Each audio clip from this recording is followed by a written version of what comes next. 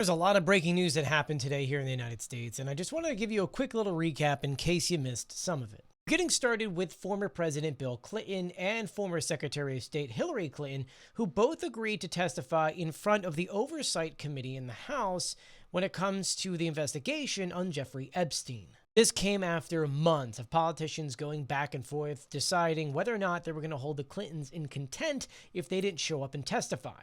Clinton spokesperson fired back at James Comer, accusing Republicans of acting in bad faith and saying that the Clintons will testify and set a precedent that applies to everyone. We don't have a date yet on when they're going to testify, but in previous statements they already said they have no knowledge of any crimes that Epstein did.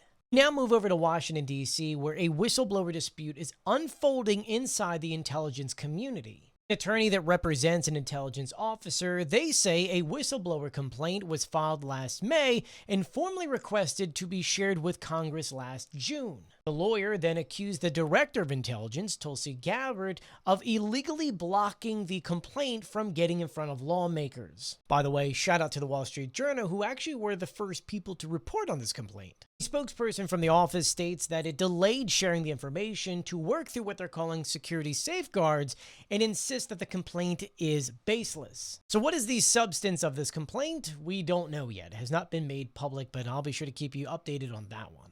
This brings us to the U.S. government, which is still partially shut down as of right now. The sticking point is funding for the Homeland Security officers, aka ICE. House Speaker Mike Johnson was going to put it on the floor today, but he needed a 2/3 majority to pass it. He knew he wasn't going to get that, so he delayed it a day so that more conversations can happen. Democrats right now are demanding limits on immigration enforcement operations before agreeing to anything when it comes to funding for DHS. Which brings us to Homeland Security Secretary Kristi Noem, who announced today that yes, federal officers in Minneapolis will immediately start wearing body cams. And if funding allows, they're going to start making this mandatory for ICE officers and federal officers across the entirety of the United States. Something which, by the way, is one of the requirements that Democrats want when it comes to DHS funding. And lastly, we turn to Haiti, where right now a federal judge has put a pause on the termination of TPS, or Temporary Protected Status. That was actually set to expire at the end of Tuesday night, which would have meant that roughly 330,000 people would have had to leave the country. That is your US recap. I'm going to have a global recap emailed out to you guys in my Substack. The link is in my bio,